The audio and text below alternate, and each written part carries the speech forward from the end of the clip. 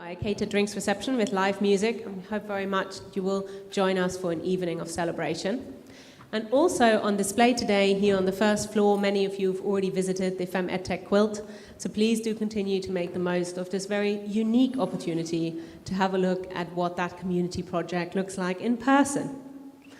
There's no other housekeeping announcements, so I am going to hand over to Natalie, our chair for the session. Please put your hands together and say welcome.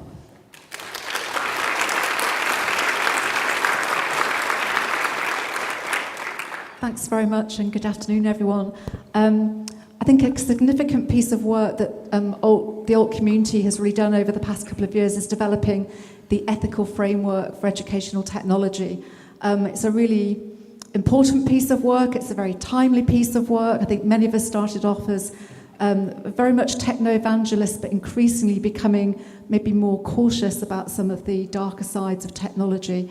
And so it's a really critical piece of work that I think has much wider application. And it was super to see the first alt award for the case study of the use of the ethical framework yesterday, which University of Falmouth won. So I'm really delighted today for our keynote, we've got Rob Farrow from the Open University. Rob is a philosopher by background, but is involved very much in interdisciplinary research and also a learning technologist. And I'm sure he's going to tell us a little bit more about himself, but also he's really going to explore and unpick some of those ethical aspects around educational technology. So if we could perhaps join hands and give Rob a warm welcome. Thank you, Rob.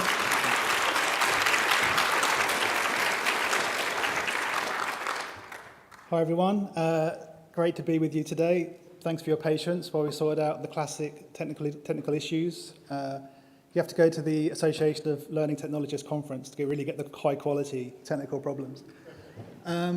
So it's a great pleasure to be with you today and to be invited to talk to you about ethics and educational technology. I'm aware of time, so I just want to kind of crack on really. Here's a brief overview. There's only 7 chapters of what I'm going to talk about. First of all, just a very brief introduction to myself, my background, and the kind of stuff that I work on.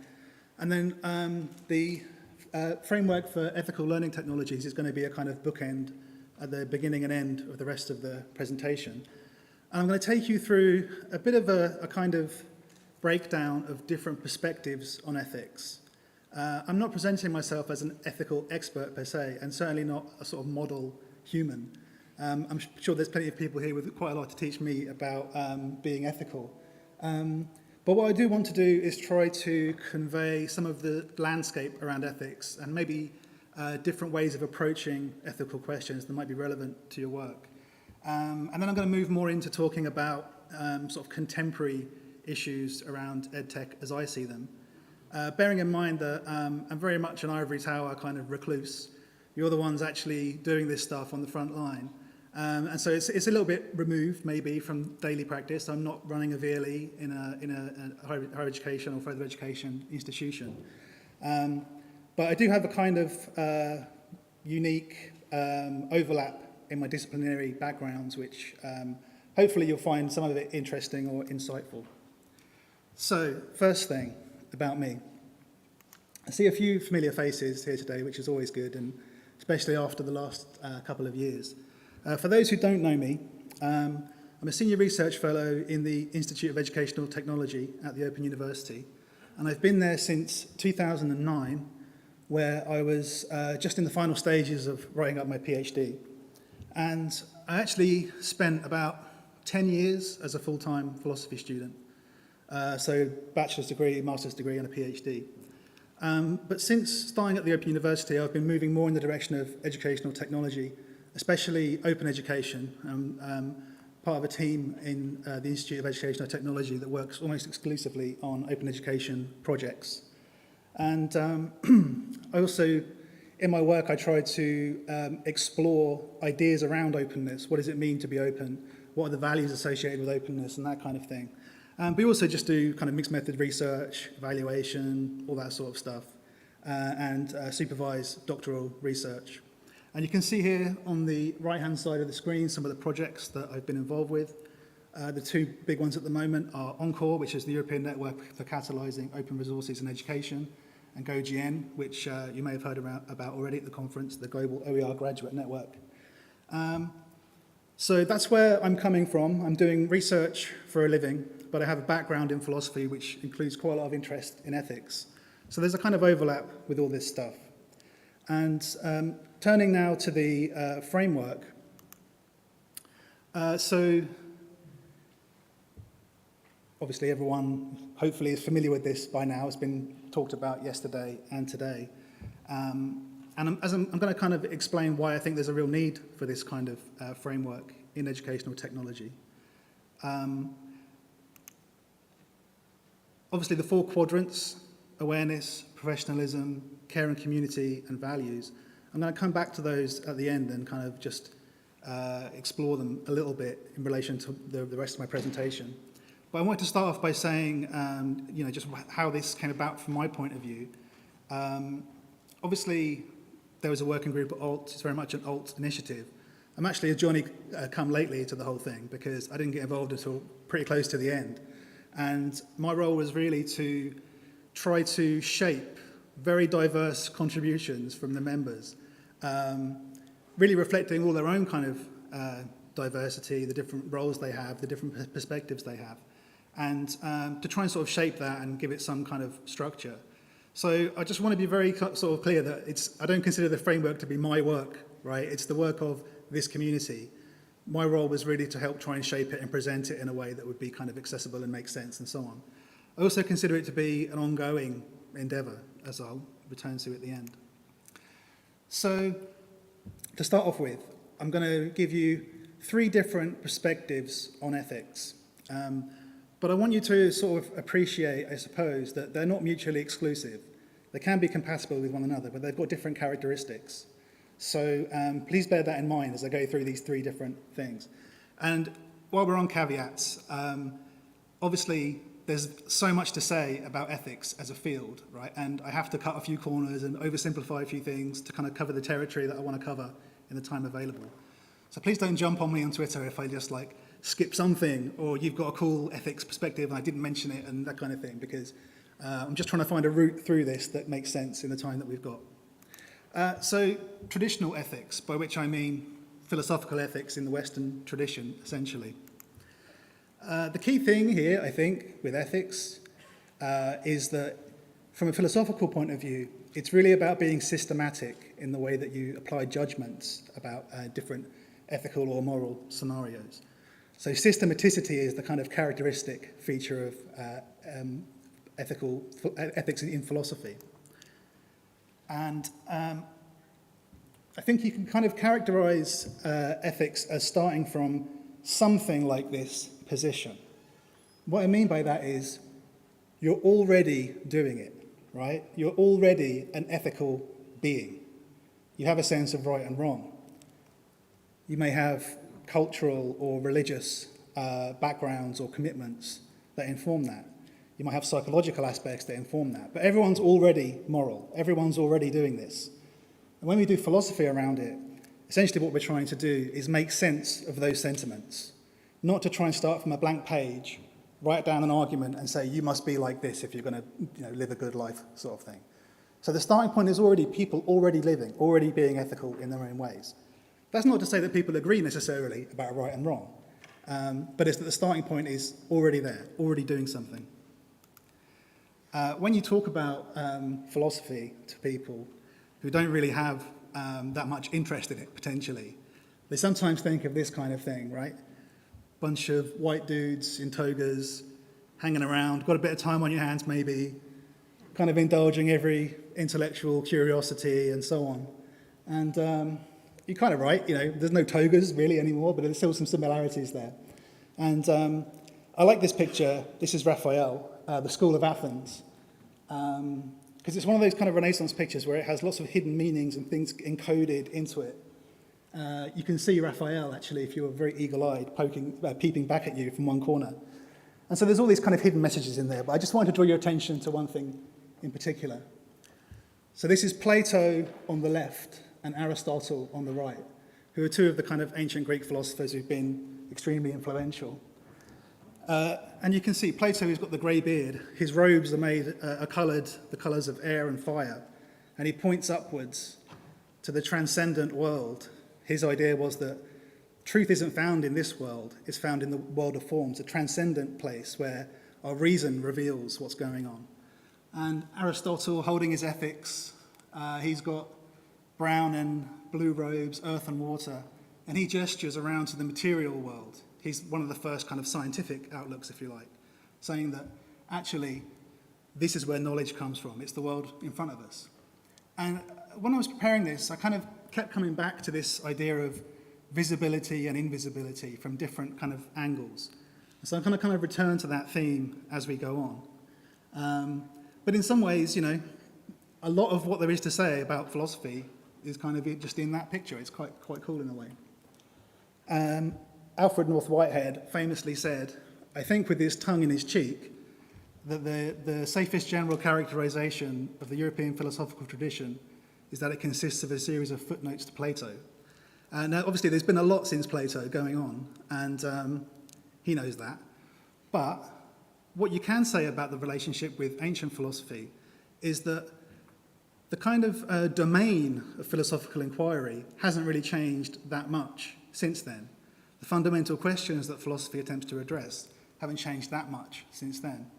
And so you might say the three main areas or domains of this: metaphysics, what is the fundamental nature of reality; epistemology, how do we know things, what is knowledge; and ethics, how should we live and what kind of values should we have. And concentrating just on the ethics part, and this is a sort of modern take now rather than an ancient take. Philosophers normally say the ethics is kind of subdivided, and you have meta-ethics, which is really about clarifying the language we use when we talk about ethics. Normative ethics, which is about the standards and principles that we arrive at so that we can consistently apply them when we systematize it. And within there, the three main positions that people talk about are deontological ethics. There's a few big words, but it's not as complicated as it sounds. Deontological ethics is really about what kind of duties and rights and obligations do we have. Consequentialist approaches emphasize the outcomes of different decisions instead. And virtue ethics is all about personal qualities, personal development, excellence of different kinds, and so on. And then the third main area would be applied ethics. So what happens when you apply all that stuff to real scenarios and real kind of moral controversies and that kind of thing.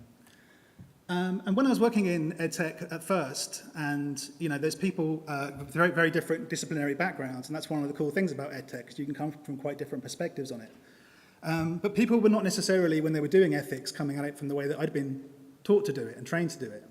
So some of the work that I did around this was to try to articulate some of these basic positions in a way that people could apply themselves. This is really the kind of stuff that you would do if you were taking an undergraduate course in philosophical ethics. You would learn how to do this sort of stuff. And so I was kind of interested in saying, well, how could you create a tool that would let people do that for themselves? And so some of the stuff that I've tried to do is to use this kind of breakdown that explains the sort of relative advantages and disadvantages of different approaches, and then to sort of make them succinct and put them into a framework. So this is the framework from a paper that I wrote a few years ago. And the idea here was really that people are increasingly doing things outside of institutions, and they are creating learning experiences outside of institutions. They're interacting with people outside of institutions. And if that's the case, and you don't have the kind of ethics checks that you would go through normally, what kind of guidance can you give people? What kind of tools can you give people to help them to try and make sense of that? So that was really what motivated this work. And on the left-hand side, those criteria that you would kind of cross-reference against these normative ethics positions, these come from looking at the ethics guidelines published by people like the ESRC, BPS, and BERA about what they think is important. And the reason why there's a sort of consistency across the different ethics guidelines is that they all have a common genealogy. So they all go back to really essentially the aftermath of World War II, when you get the first kind of codes of practice for research ethics emerging. And up to, I think it was 1978, something like that, the Belmont Report formalizes this, and then they all kind of build from there. So that's one way to get into applying this stuff, is through these kind of ethics codes, these kind of frameworks. And, you know, that's really important, right? So that's a way that these kind of philosophical debates have been codified into things that can guide practice. This is an example of an ethics checklist. This is from the UKRI website. It looks a bit janky because I had to kind of screen crop it and kind of try and make it fit on the page. But what I would note about this is that this is an indispensable part of practice, right? For anyone who's doing anything that affects people, you have to be aware of the things that you might do. But at the same time, a checklist-based approach can make it seem like it's just a series of logic gates that you have to do. It's just a form that you have to fill in so that you can then put that to one side and carry on with the thing that you were trying to do in the first place. And, it'll be like, is there going to be bodily fluid? Yes or no? Is anyone going to be on drugs? Yes or no? And you kind of do this thing, fill the form in, and then off it goes, and you can kind of move on from it. And I think I want to encourage you to not see ethics like that, to not see it as just a moment in time or an administrative process or a checklist. It has to be something that is kind of continual and ongoing and reflective.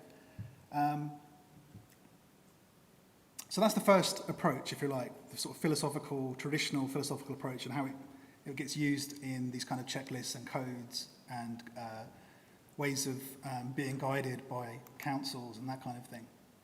The second kind of perspective, I guess, to explore, I'm calling critique of ideology. If we return to this picture and sort of take a different route from here and focus on the you part, I think if you look at the history of philosophy and how ideas about subjectivity change over time, it's quite interesting. And I sort of like this picture. This is the picture from Wikipedia to represent Cartesian subjectivity. And what Cartesian subjectivity means is, Cartesian comes from the work of Descartes. And Descartes had an idea about what it is to be not even necessarily a person, a mind. So Descartes' known for this, this process of doubting his own existence and doubting everything in the world and doubting all kinds of different things. This is the method associated with Descartes. And he's doing it because he wants to arrive at a true form of knowledge. And he ends up with the idea that the only thing that I can't doubt through this process is that I am thinking, I am having thoughts, therefore I am a thinking thing. And he was, you can still be skeptical about whether you've got a body or not in Descartes, and for this reason Descartes' known as a dualist. You have a mind and a body and they're separate, they're not the same thing. Lots of philosophical things follow from this, which is not relevant to right now. But part of what Descartes put forward was the idea that you have a kind of unmediated, transparent access to the contents of your own mind. So you know your own mind. You're a bit like the guy in the head watching the movie unfold of your existence, right? And no one else can see in there. That's for you only. This picture does sort of, this is not a, this is a strange picture. This is like the numbskulls, remember the old comic book. The question is, what's going on in that guy's head? Because is it this again, and just an endless regress? Who knows? Anyway, the point is, Cartesian ideas about subjectivity just mean that you have your own mind and there's nothing in there that you can't access. So then you get characters a bit later on, like Marx, Nietzsche, and Freud. They didn't call themselves the masters of suspicion. That was a label applied to them later by Ricoeur. Although I would pay good money to see a Netflix show or something where they run a Victorian detective agency or something like that called Masters of Suspicion. Not one season, though. It needs at least 6 seasons. But the point with these guys is, in different ways, they challenge this idea that you have transparent access to your own mind. So in Marx, there's the idea of economic structures, Freud, the unconscious, Nietzsche, the will, the irrational, pretending to be rational, that kind of thing. So you have this idea that maybe there are things influencing us that we're not really necessarily aware of. I did my doctoral work on the Frankfurt School, which is an interdisciplinary approach, very interested in ideas around domination and emancipation And they sort of drew on lots of different areas. Not always successfully, maybe, right? As a piece of intellectual history, it's very, very interesting what they were trying to do.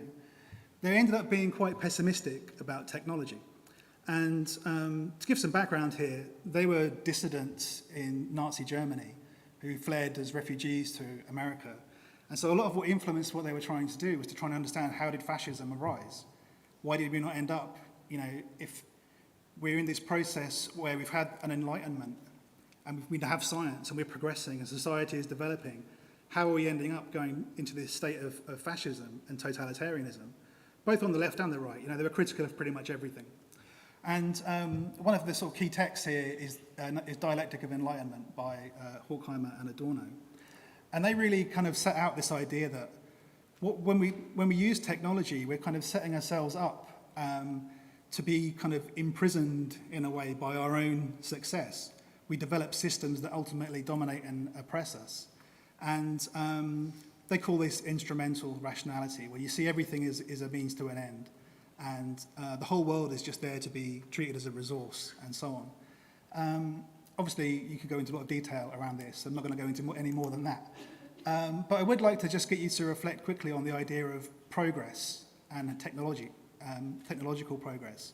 And here I've got two quotes to compare. On the left here, you have Martin Luther King, and he says, "Deep in my heart, I do believe we shall overcome.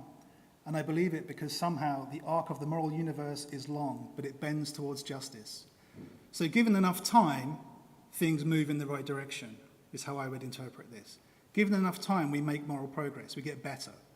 And, I'm not saying that's wrong. If you think about the extent of human history, and Steven Pinker's written a book on this, where the amount of violence the average person is subjected to is decreasing over time, for instance. But to compare it, someone like Adorno will say, no universal history leads from savagery to humanitarianism, but there is one leading from the slingshot to the megaton bomb. As I said, he's known for his pessimism, right? But the point is, yeah, we make progress technologically, but we're always extending our technical powers, but we're not necessarily making moral progress at the same time. It doesn't really work like that, morality. And you might think, actually, I do think we're making progress, and that's fair enough, right? I'm just putting it there to sort of give you a prompt to think about. But if you think about this idea of progress, look at what's happening at the moment in the United States, overturning Roe versus Wade, something that was considered to be quite a big progressive achievement for a long time, now reversed. A lot of people will say that is not progress. Other people will say that is progress, right? If you were a Christian fundamentalist, for instance, you might think, great, we want to see more of this kind of progress, something like that. So you can have different ideas about justice and different ideas about what's right in the long, in the great scheme of things. I would say we can't rely on it as a given. Another important text from this Frankfurt School tradition is One-Dimensional Man, which is really an analysis of industrialization and capitalism and how people can essentially lose their humanity as they get subsumed into these bigger systems. And Marcuse, who wrote this, was very interested in this idea of how do you retain the possibility for critical thinking and critical approaches when the systems around you are foreclosing these possibilities. And again, it's a kind of pessimistic take, but I think it's an important take, and it's worth being aware of. Around the same sort of time, you're getting the same sort of themes emerging in things like emancipatory pedagogy, so Freire's pedagogy of the oppressed, for instance. Very, very similar set of assumptions about the sort of problem, if you like, very similar diagnostic. But here focused on how do we structure pedagogies in such a way that we can counter that at the same time. How can we make things less mechanistic? How can we make them more like a dialogue? And I think, there's still so much interest in Freire's work for good reason. I think it's really important to have this angle on what education does and what education is. The 1960s is quite an interesting time for all this stuff. At the same time, roughly, in Stanford, they were doing some pretty amazing stuff. I don't know, how many people have ever encountered this before? The mother of all demos. Few hands, right? If you're a learning technologist or anyone who works with technology in an office or anything like that, check out this YouTube stuff, right? It's amazing what they were doing in the 60s.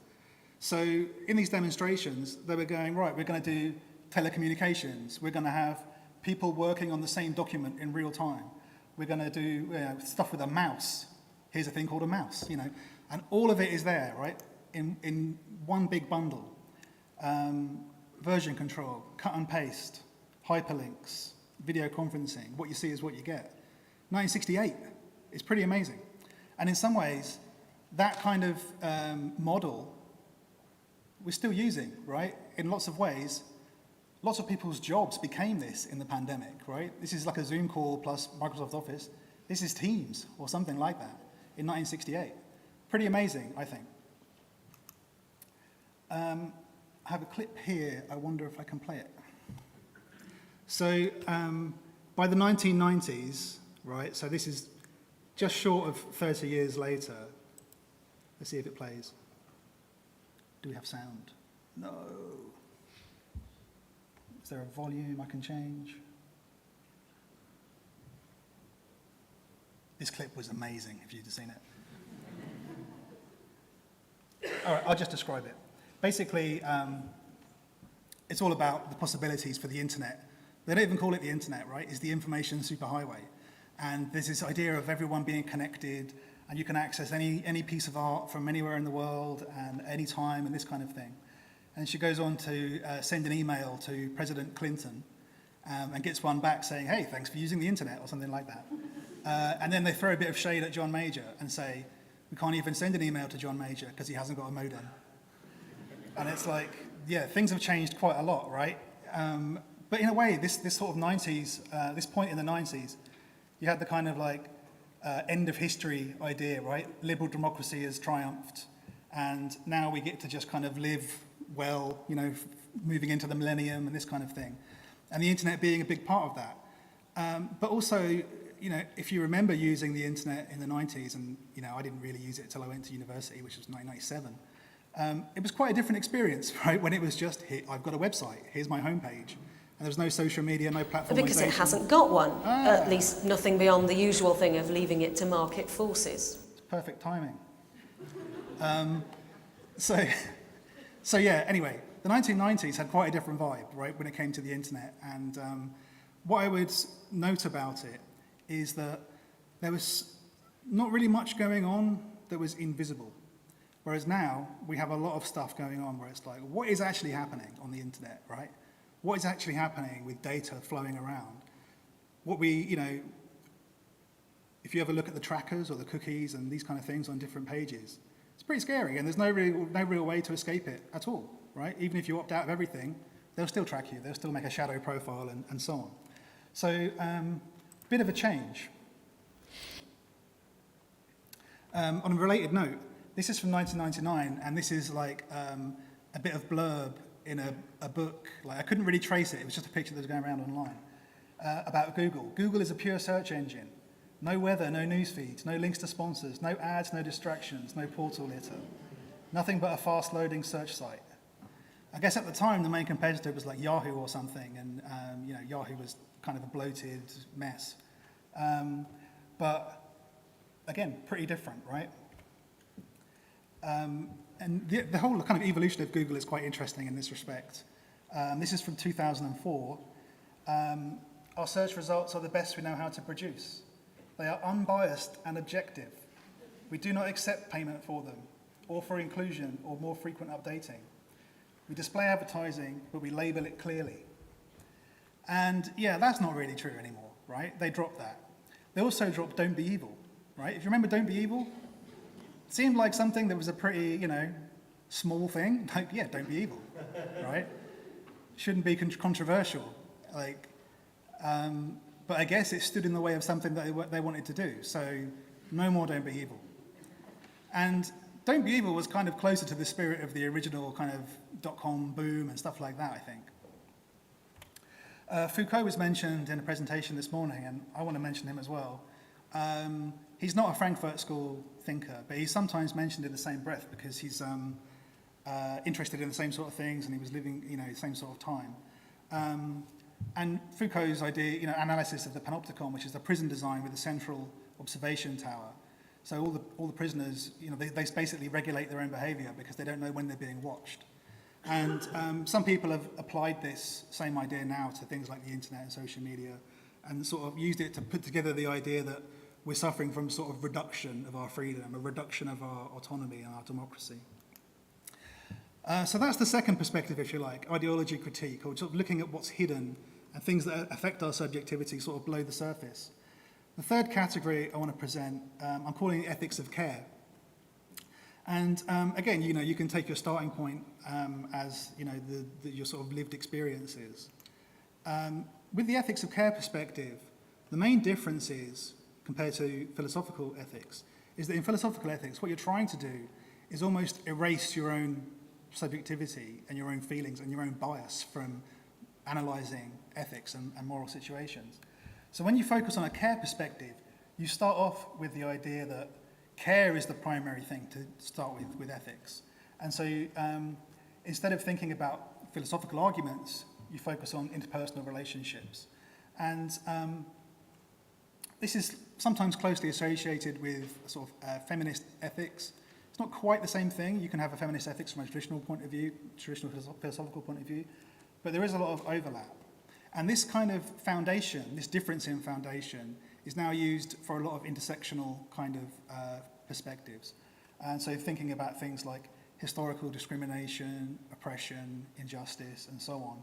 And then particular claims to recognition from groups like different races, genders, people with disabilities, and so on. And so now we have, and rightly so, quite a lot of focus on diversity, equity, and inclusion as the kind of modern correlate, really, of that kind of ethics of care. And here you have, obviously, different perspectives on ways to be inclusive, to recognise diversity, and to use equity as a way of addressing historical power differentials and things that have kind of been historically unfair. It's also this sort of situation where sometimes people like me are obliged to just be quiet for a bit and just listen to what people have to say. And people tend to be pretty grateful when that happens. I just want to mention quickly, check out the EDI project on GoGN, which is where we do some of our work around diversity, equity, and inclusion. I'll put the slides up when I'm finished speaking for everyone. So just on this theme of intersectionality, quickly, this is from a book on data feminism from a couple of years ago. And the table's quite handy because it sort of illustrates different perspectives here. And the authors say, these traditional approaches are basically technocratic. They have a false idea of objectivity. And so you think that you can just, wash away any bias by improving your algorithm and that kind of thing. Whereas the intersectional approach will emphasize more the importance of the context and the historical forms of oppression and so on. I'd probably say, I don't like to dichotomize it quite as much as this may be. I think there is a continuity between things like justice and ethics. But then I haven't written a book on data feminism, so maybe I don't know what I'm talking about there. But I like this quote by Mary Midgley, who's a British philosopher, which basically says, look, ethics is very complicated and it evolves over time. We can't throw everything in the dustbin from what happened before. We have to continue to build. And ultimately, small changes in emphasis in the ways that we think about ethics can really make a big difference. It's very hard to be, aware of our own biases in that respect. Just to finish off this stuff around ethics of care, and I realise it's, probably shorter than anyone would like because there's a lot to say, is the importance of networks and communities for this kind of stuff. So a lot of the time, and I'm thinking of the work of Illich here as well, we need things that are informal and autonomous. We can't necessarily rely on our institutions to provide all of the context that we need for these kind of ethics of care perspectives. So I've got the FemEdTech quilt here to illustrate this, which I think is a good example, both as an artifact and a network. But for the ethics of care stuff to make sense, you need communities, and you need communities that have some sort of relationships that are meaningful between them. Another quick plug for GoGN. GoGN is an example of this kind of community. All of our links are informal. We don't, there's people from all over the world part of the network. and I encourage you to go and check out GoGM. So now, quickly, a thought experiment for you. Who's ever done a thought experiment? Well, you're going to do one now. It's not that tough, though. So it sounds unpleasant, and it's maybe a little bit unpleasant. It's called The Drowning Child. And you can join in on Vvox. So I'm going to outline the situation for you, and then you're going to vote, right? And I'm going to customize it for us here in Manchester, because I'm a pro. And imagine tomorrow morning, you're walking here to the conference from your hotel, and in the canal, you see a child who seems to be drowning. And you can wade in there, it's not that deep, so whether you can swim or not doesn't matter. You can save the child, but you'll be inconvenienced. So maybe your nice clothes are going to get messed up, or maybe you'll end up being a bit late for one of your talks. Do you have a moral obligation to save that child? Yes, no, or don't know.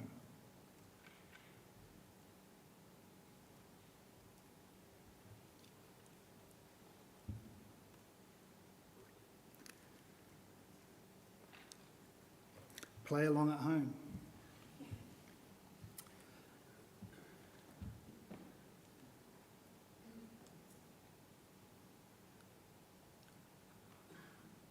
So just waiting for those results.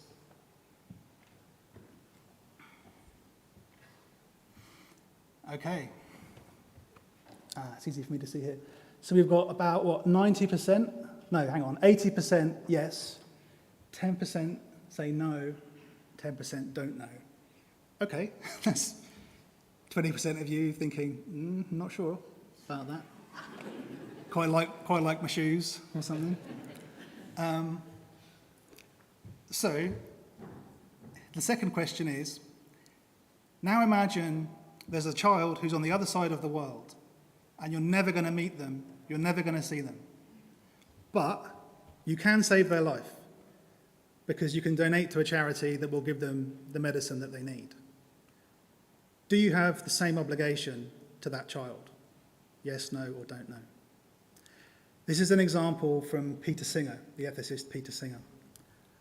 It's quite famous, and most people who study philosophy will encounter it at some point. So we had 80% saying yes before. Let's see what it comes back as now.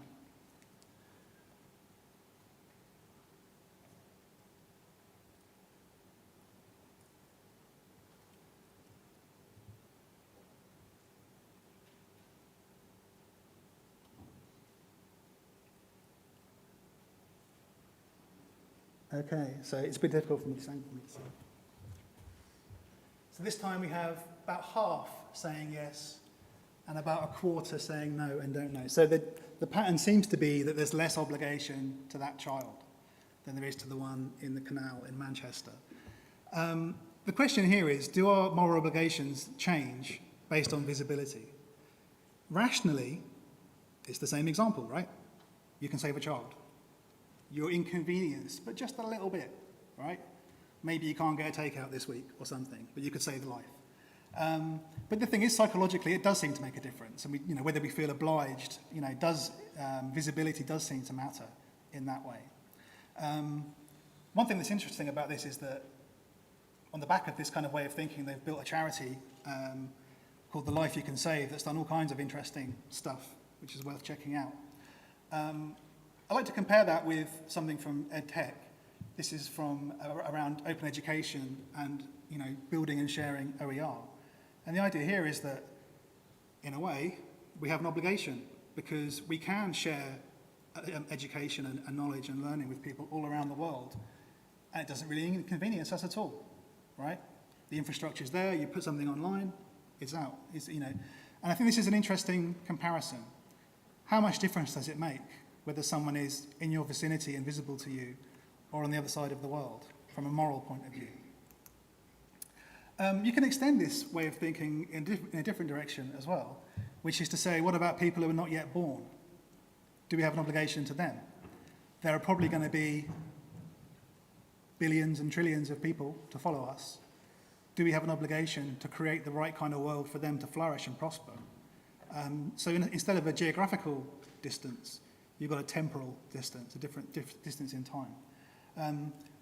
There's an idea here called long-termism, which is basically the same sort of thing. So anyway, I want to move on to talking about EdTech. I probably need to speed up a little bit. So the first thing to say about EdTech is that ethics is a kind of under-researched area in EdTech. And overall, while there's lots of work going on that's ethically relevant, there's a lot of stuff which isn't really explored from a research perspective. And there isn't really a professional ethics as such for EdTech. The felt framework is probably the closest thing to it. And there are kind of structural issues around EdTech, things like privacy, surveillance, autonomy, maybe conformity, as well as all the stuff around diversity, equity, inclusion, and so on. But because of the nature of some of these things, it's difficult to collect data that could be used to reliably inform strategies and policies. Some other stuff you find in the literature is the idea that most educators, most learners are not really that well informed about what's going on with data and so on, how to manage it, the risk associated with it, and whether informed consent can really be assumed in all these different scenarios. And if you look at some examples of frameworks for thinking about ethics, here's one to support ethical decision-making around learning analytics. It's quite sort of process-driven and quite sort of formal. So first of all, explore the issue, then apply your institutional lens, then think about ethics, then document what you've done. I'm not saying that's bad, I'm not saying it's not practical, but you could do it in a quite superficial way, I think, with this sort of process. Another way that people approach this is to provide you with a set of principles. So here's another example from learning analytics. This is from Slade and Prinsloo, where it's more like a kind of set of principles to base what you're doing around. So you don't have to interpret those in your own way and try and apply them. And I think in some ways that's better than just having a formal list, because you still have to think and apply it yourself. And sometimes you get these kind of combinations of stuff where you'll get some principles along with some stakeholder groups and different values, and it's kind of a mashup where you have to kind of, okay, we'll put these different things together and see what comes out. And I think that's good, because you have to still think about how am I going to put that together? How does it affect all these different stakeholders? And those things are worth doing. Another area, maybe one I'm more familiar with, is this idea of almost like specific clusters or constellations around different areas. So there's some really interesting work going on combining open education approaches with social justice. And I've provided a few references here so you can see how that works in practice. It's definitely ethically informed. I would say it's coming from a kind of ethics of care perspective, but it's using research as a way to fulfill that and make sense of it. So, thinking about where we are now. In some ways, like this, you've probably seen this before, this meme where it's, everything is fine, but the room's on fire. Anyone relate to that? Last couple of years, maybe. At least COVID's over though, right? At least everything's okay economically. We have good political leadership. Boris got Brexit done. What's to worry about? Obviously, COVID was a public health crisis and an institutional and pedagogical crisis, but we don't think of it so much in terms of being an ethical crisis, but it was. Because all of a sudden, people were expected to take decisions that benefited someone they might never meet, right? Wear a mask because you might save someone's life. They might be 6 degrees of separation from you. That's the expectation, that's the ask. I think there are also some important aspects around self-care and just kind of relating to yourself and looking after yourself in the face of this kind of unfolding crisis where so much uncertainty and so difficult to know what was going to happen. The whole online pivot, which I'm sure everyone's got their own story to tell about it. Very taxing, very hard, and a lot of demands put upon people and all different stakeholders, all different people involved in the processes. And we're still making sense of all this, I think. One thing I wanted to just quickly mention, I'm not sure if I should speed up a little bit though, it was around the use of algorithms for grading A-levels in 2020, where they were just basically saying, okay, you went to a private school, that must be better, so you can have a better grade. even though no one actually did the exam, right? The exams weren't graded. So increasingly, I think the use of AI and algorithmic approaches is a kind of concern. And increasingly, the whole thing is data-driven. And the way machine learning works is more and more data all the time, plugging in more and more and more. There's no limit to that. And increasingly, we're using sort of biometric data as well, filming people in their own home to make sure they're not cheating in an exam and that kind of thing. I do want to draw your attention to this report by the Human Rights Watch, which found that in the big push to move in the online pivot and get everyone learning on VLEs and so on, hundreds of products that were recommended by different governments turned out to be harvesting data from millions of children without any sort of consent, without any sort of knowledge, completely invisible. That's done, that's gone. No one knows what's happening with that data. And if you were to do it under normal circumstances, it wouldn't be allowed, right? But the question is, what's happening that we're not really aware of with this stuff and big data? With AI, you get the idea of algorithmic bias, which I'm just going to nod towards, really. I don't think I've got time to go into it. But I do want to point to some of the stuff that's happening kind of in response to that. So the AI for People ethical framework is partly a response to some of these concerns about bias. And what they do is they synthesize lots of different ethical codes down to 4 principles: beneficence, doing good; non-maleficence, don't do harm; supporting autonomy; and justice. And they said there's a new principle that's needed, which is explicability. And the idea with explicability is that you expose what's happening in algorithms. You have transparency and visibility. And this is something that I'm quite interested in from the point of view of sort of open education. Like, is there a connection between being open and being transparent and visible and so on? And I think also, though, that there's sort of some implications for pedagogy, because if you expose how the pedagogical process works, does that have implications for how people learn? Are you going to make it easier for people to hack systems or hack assignments because they know exactly how it's done? You show them, like normally pedagogy works on a little bit of opaqueness, right? At least until afterwards, where you see, okay, now I see what was going on in that learning exercise. But if you go down the road of explicability, there's also some more questions around this. So you could say explicable to who? Because what you might understand as a tech specialist isn't necessarily what a learner can understand about how a machine learning algorithm is working. So the question is, for who? And this bit of research by Marcus and colleagues shows how you can divide this into interpretability, which is sort of human understanding, which you might be able to put in front of a learner and say, this is how the algorithm works. But that might not be the true description, which is, they call it fidelity, but it's like, if you like, the technical thing. And sometimes with machine learning, people don't actually know the technical thing. They can't tell you because it's happening inside a black box, or it's a semi-autonomous process where a software program just runs. But I do think there could be a new sort of role emerging in the future, which would be something like a broker who would basically translate between different stakeholder groups what is happening with AI and how it's being used.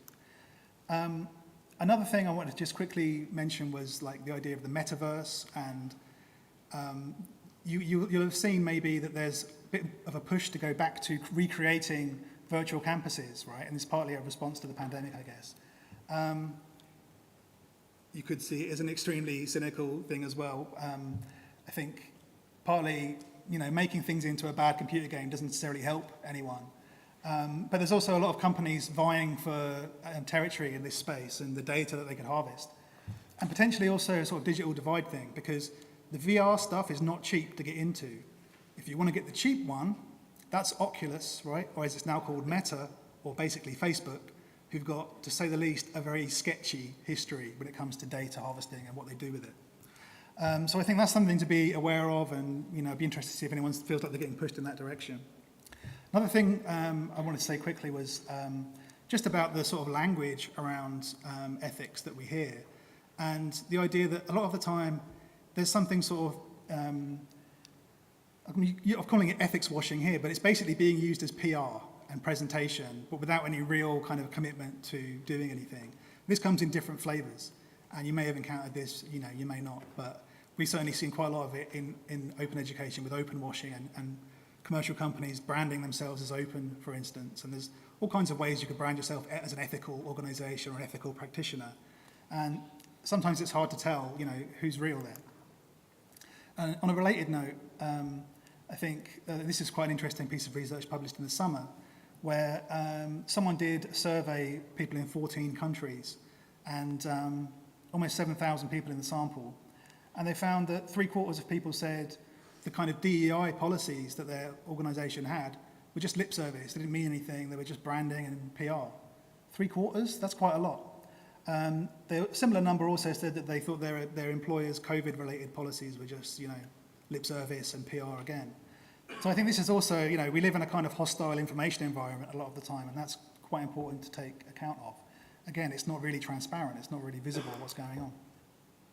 So just to wrap up kind of this little bit, right, is kind of, I guess, my takeaway points, just thinking about these different perspectives on ethics and kind of how to orient yourself, maybe. It all starts with your own experiences and your own kind of ethical subjectivity. And it's also important to note that ethics is about communities, not individuals. Communities have ethics. Individuals might have morality or a code of practice or something like that, but ethics is a feature of groups and communities. Dialogue is really important. Sharing perspectives is really important. No one person has all the answers, so you have to have those dialogues in place. I've tried to show how there's different perspectives. Maybe I've tried to do too much in the time available, but I think it's really important to know like there's quite a breadth of stuff out there. And we need to have some sort of frameworks to help us reflect and to not get trapped into thinking it's just another bit of bureaucracy. I encourage you to think about visibility and think about your influence, and maybe it goes further than you think necessarily. And thinking about care, take advantage of opportunities to care for people. Allow yourself to be cared for, and take care of yourself as well.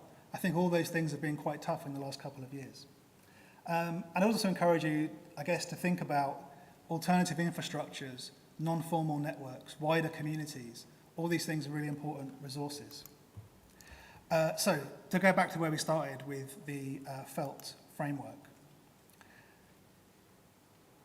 I kind of built the presentation just off what I was thinking and what I would kind of, say about these things.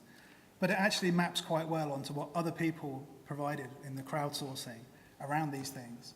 So things like awareness, understand your context, understand your orientation, understand what ethics means to you. Professionalism, make use of those codes, make use of those guidelines that are there. They embody hundreds of years of philosophical reflection around these things. Community is important, care is important, and having the right values and interrogating your values and trying to improve them discursively and collaboratively.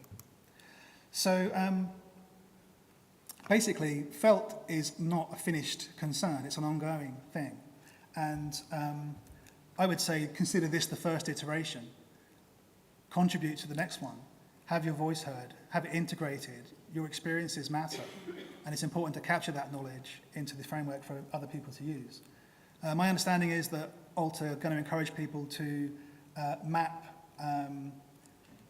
to other professional networks, but also to align CMALT activities to the framework. And we saw some good examples yesterday in the awards of how people can apply it. But what I would just say to you is, keep ethics as a central concern of what you do. It's really important, and it's easy to kind of put it to one side and not foreground it. So I just wanted to leave you on that note with this quote from the feminist writer Rebecca Solnit. And I think this is, something that captures the kind of both subjective and objective nature of ethics. The stars we are given, the constellations we make. That is to say, stars exist in the cosmos, but constellations are the imaginary lines we draw between them, the readings we give the sky and the stories we tell. Thank you.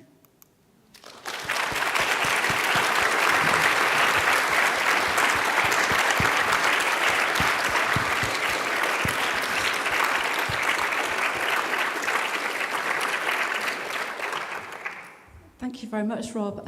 We don't have time for questions, but I just want to maybe make a few reflections and just say, thanks very much. I think that's been a fascinating talk, and I think you've covered so much ground. It's certainly one I'm going to go back and revisit.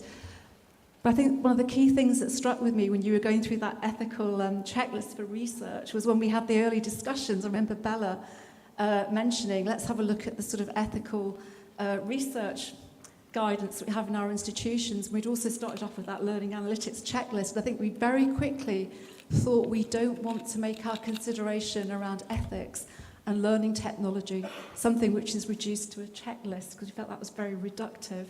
And I think what will stay with me is this thing of that actually we need to be thinking about ethics all the time. And it's making what is invisible visible. And I think the key thing for us, as Robert says, this is the first iteration of the framework. We've always seen that it's going to be something which is going to evolve and develop, and how it's going to be shaped by practice and application. And the alt community is critical to sort of how that is going to be shaped in the future. So it's thinking about that, and we've talked a lot in this conference about how we have an opportunity to shape the narrative of the future of learning and teaching. And part of that shaping is scaffolded by that ethical framework. So how do we, as practitioners, bring that ethical voice, that ethical perspective into how we shape the future of learning and teaching? So thank you, Rob, for making us think about that and setting it in that whole framework of how the sort of evolution of ethics, and making sure that we can bring those perspectives to our respective tables and our institutions and organisations. So thank you very much. Thank you.